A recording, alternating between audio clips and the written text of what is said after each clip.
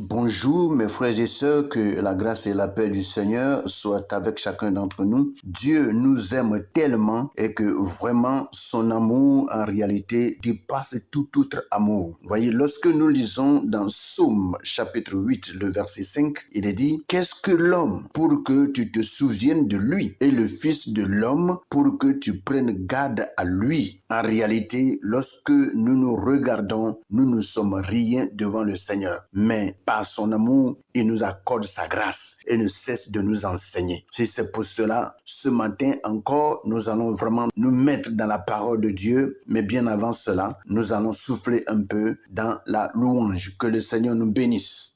Car je la victoire, Jésus. Jésus est vivant. Victoire. Il est ressuscité. Victoire. Jésus est vivant. Il est ressuscité. Victoire. Jésus est vivant. Il est ressuscité. Victoire. Emmanuel est vivant. Il est ressuscité. Victoire. Il est ressuscité. Victoire. Il est ressuscité. Victoire. Ressuscité. Il est ressuscité. Victoire. Ressuscité. Il est ressuscité. Victoire. Jésus est vivant. Il est ressuscité. Victoire. C'est vrai. Je n'aurai jamais, jamais peur. Je n'aurai jamais, jamais peur. Je n'aurai jamais, jamais peur. Je n'aurai jamais, jamais peur. Je n'aurai jamais, jamais peur. La pluie et le vent souffleront. Satan se déchaînera. Mais ma maison est en Jésus. Je n'aurai jamais, jamais peur.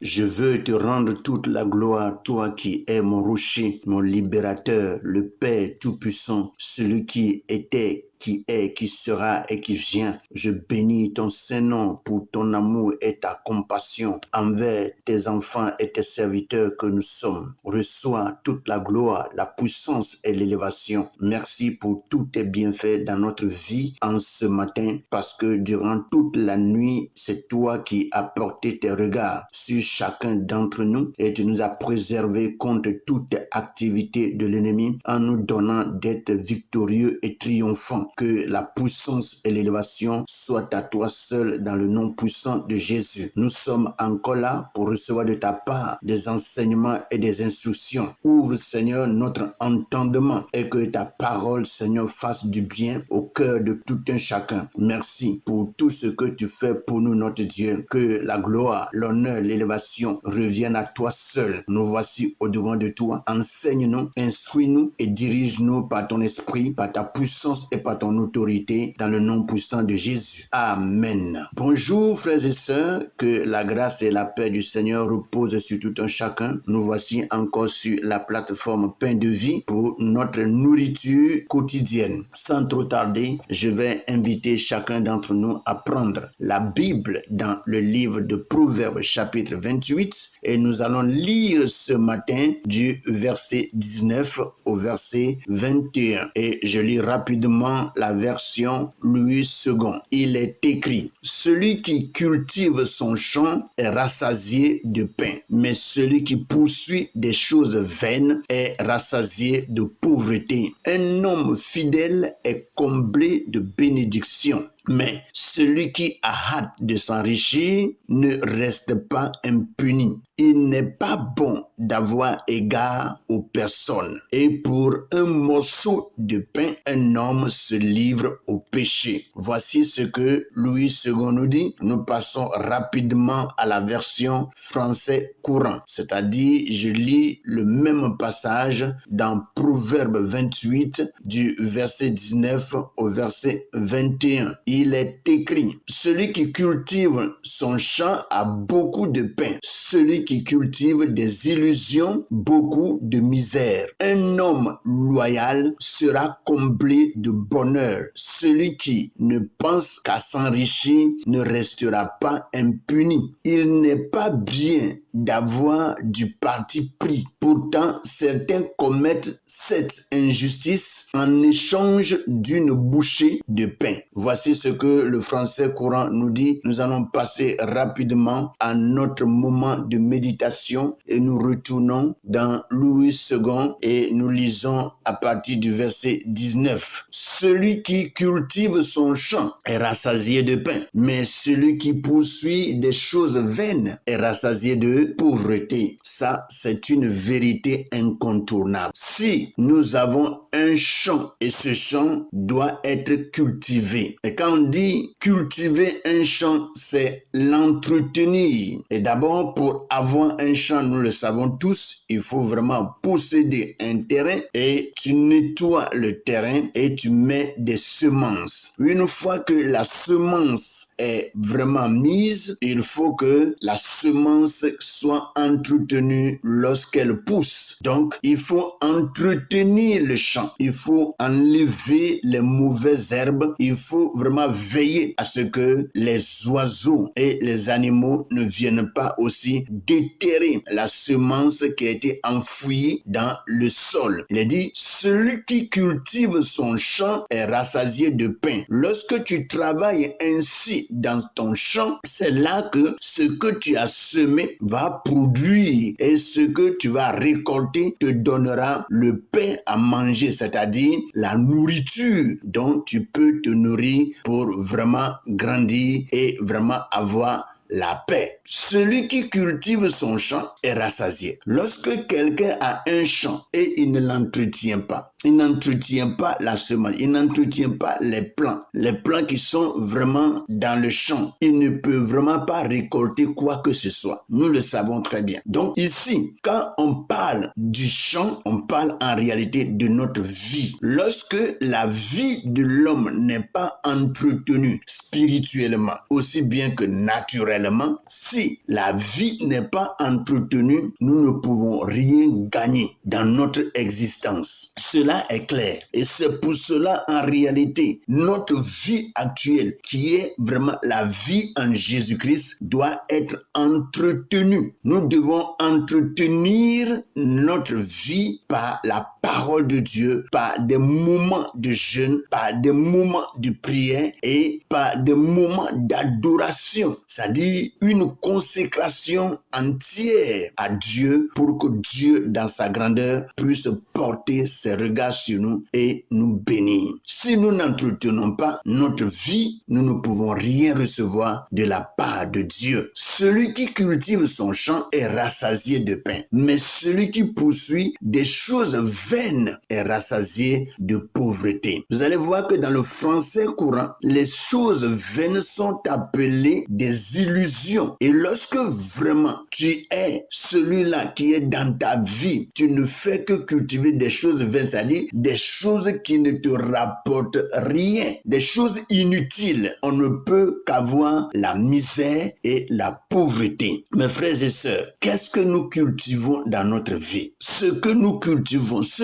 à quoi nous nous donnons, est-ce que c'est des choses qui nous donnent vraiment la vie? C'est des choses qui nous aident à aller de l'avant dans la marche avec Dieu, ou bien c'est des choses qui nous retardent? Il y a aujourd'hui des gens qui ne font que cultiver la calomnie, des murmures, des gens qui cultivent, je dirais même la méchanceté et beaucoup de choses que nous pouvons cultiver qui ne sont que des choses vaines. Je ne saurais ce matin les citer. Si je veux les citer, la liste est longue. Mes frères, nous savons ce que c'est que les choses vaines et nous savons ce que c'est que l'illusion. Vous voyez, des choses, quand on parle des illusions et que tu es dans les illusions, tu ne peux que tomber dans la misère. Mes frères et sœurs, si quelqu'un d'entre nous est là et refuse d'entretenir sa vie, même dans l'entretien de la vie, on parle aussi du travail. C'est-à-dire, si tu es là et que tu ne fais rien dans la vie, rien du tout, comment est-ce que tu peux manger? Tu ne peux que devenir pauvre. Et c'est la faim qui va vraiment te détruire, la famine. Mes frères et sœurs, comprenons ces paroles et engageons-nous vraiment à faire des choses qui peuvent nous aider à cultiver notre vie pour de bons résultats. Un homme fidèle est comblé de bénédictions. Mais celui qui a hâte à s'enrichir ne reste pas impuni. Voici encore quelque chose que Dieu nous révèle. Un homme fidèle est comblé de bénédictions. Lorsque tu es fidèle dans tes activités, tu es fidèle à Dieu, tu es fidèle à l'obéissance de sa parole, tu es fidèle à l'écoute de sa parole, tu es fidèle à l'adorer et à le servir, sûrement il y a des bénédictions qui s'en suivent. Il y a des bénédictions. Et même lorsque tu sers quelqu'un avec fidélité, tu sers quelqu'un avec engouement, avec détermination, vous voyez, vous allez voir que à la fin, ce dernier que tu es en train de servir va te bénir. Il va certainement te faire quelque chose qui va vraiment t'aider dans ta vie. Mes frères, c'est des paroles vraies qui ne trompent pas. Tu es fidèle à Dieu, Dieu va te bénir. Tu es fidèle aussi à un homme, à le servir, à l'aider. Cet homme, en fin de compte, va porter les regards sur toi et va te faire du bien. Vous voyez? Donc, un homme fidèle est comblé de bénédictions. Mais celui qui se hâte de s'enrichir ne reste pas impuni. Or, combien de personnes ne courent pas après l'argent? Il y a des gens qui sont pressés à avoir des millions, pressés à avoir des milliards. Et dans ça, il se crée des problèmes, il se crée des difficultés. Et pour finir, ils en meurent. Ils en meurent. Je connais un jeune homme qui s'est fait un pasteur qui recevait beaucoup de fidèles, mais sa pratique était vraiment mystique et satanique. Même son père lui a dit, mon fils, ce que tu fais là, je connais. Tu sais que moi, je suis féticheur. Mais toi, tu dis que tu as pris la Bible et que tu enseignes aux gens. Mais ce que tu fais là, c'est la même chose que je fais. Mais toi, tu fais encore plus que moi en utilisant la Bible qui est la parole de Dieu. Tu risques de te créer des problèmes. Il faut arrêter ça. Le jeune homme n'a pas écouté. En tout cas, il s'est fait vraiment la gloire. Il s'est fait la gloire. Tout le monde parlait de lui. Il avait l'argent. Mais un jour, ce dernier est tombé et il est mort. Il est mort à 35 ans.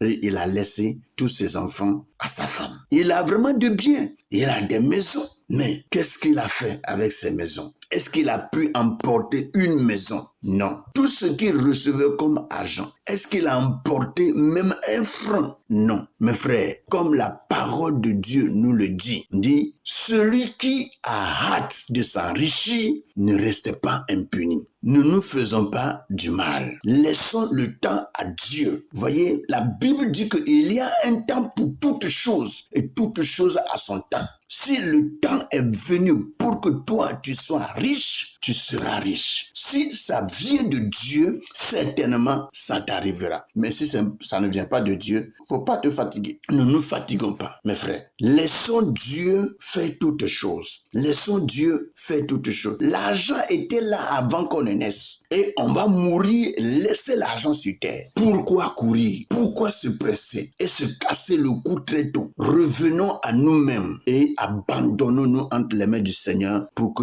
Dieu puisse apporter la bénédiction nécessaire dans notre vie. Que le Seigneur nous bénisse. Il n'est pas bon d'avoir égard aux hommes. Et pour un morceau de pain, un homme se livre au péché. Dans le français courant, il est dit, il n'est pas bien d'avoir du parti pris. Pourtant, certains commettent cette injustice en échange d'une bouchée de pain. Vous voyez, à cause d'un morceau de pain, on se donne à des hommes, on s'abandonne à des hommes qui des fois nous maltraitent et qui nous tripotent.